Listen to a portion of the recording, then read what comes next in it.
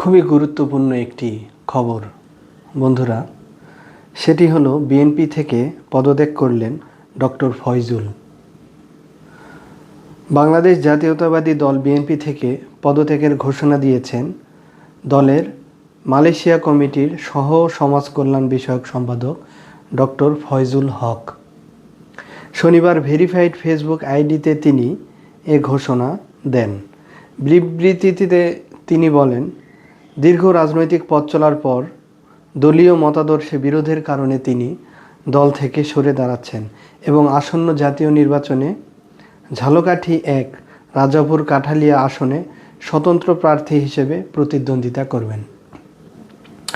বন্ধুরা, ডক্টর ফয়জুল হককে আমরা বিভিন্ন সময় বিভিন্ন লেখালেখিতে বিভিন্ন বক্তব্যে সরব দেখেছি।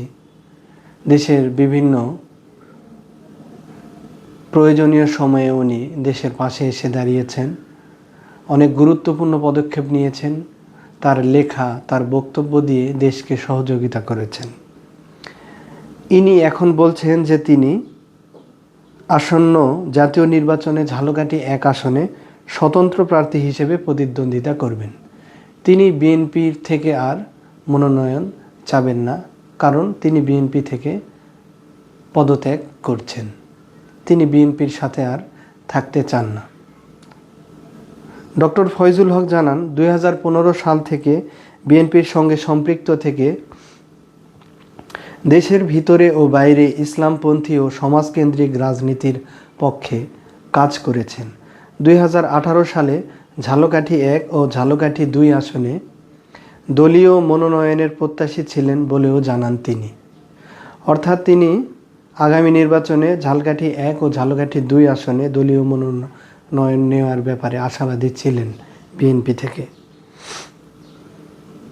তিনি এটিও বললেন যে ২০১৫ সাল থেকে বিএনপির সঙ্গে সম্পৃক্ত থেকে দেশের ভিতরে ও বাইরে ইসলামপন্থী সমাজকেন্দ্রিক রাজনীতির পক্ষে কাজ করেছেন।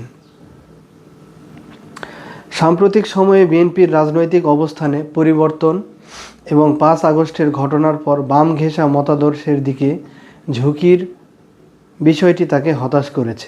অর্থাৎ তিনি বলছেন, সাম্প্রতিক সময়ে বিএনপির রাজনৈতিক অবস্থানের পরিবর্তন ঘটেছে এবং ৫ আগস্টের ঘটনার পরে বিএনপি বাম ঘেঁষা মতাদর্শের দিকে ঝুঁকে গিয়েছে। এর কারণেই তিনি পদত্যাগ করছেন। বিবৃতিতে তিনি বলেন, ইসলামপন্থীদের বিরুদ্ধে দলের কিছু বক্তব্য আওয়ামী লীগের বক্তব্যের সঙ্গে বিস্ময়করভাবে মিলে যাচ্ছে। অর্থাৎ ইসলামপন্থীদের বিরুদ্ধে বিএনপি বক্তব্য দিচ্ছে এবং এই বক্তব্যগুলো আওয়ামী লীগের বক্তব্যের সাথে মিলে যাচ্ছে। এতে একজন ডানপন্থী রাজনৈতিক হিসেবে নিজেকে কোণঠাসা অনুভব করছি। ডক্টর ফয়জুল হক এই কারণে নিজেকে কোণঠাসা অনুভব করছেন। তিনি আরও বলেন, আমি পাথর দিয়ে মানুষ হত্যা, সন্ত্রাস, চাঁদাবাজি কোনোটিকেই সমর্থন করি না। আমি চেয়েছি একটি ন্যায়ভিত্তিক, মানবতা কেন্দ্রিক ও ধর্মীয় মূল্যবোধ সম্পন্ন রাজনীতি করতে।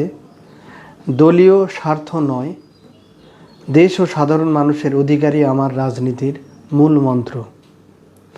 অর্থাৎ ডক্টর ফয়জুল হক দলীয় স্বার্থের থেকে সাধারণ মানুষের স্বার্থ, অধিকার ও দেশের স্বার্থই মূল বলে উনি উল্লেখ করছেন।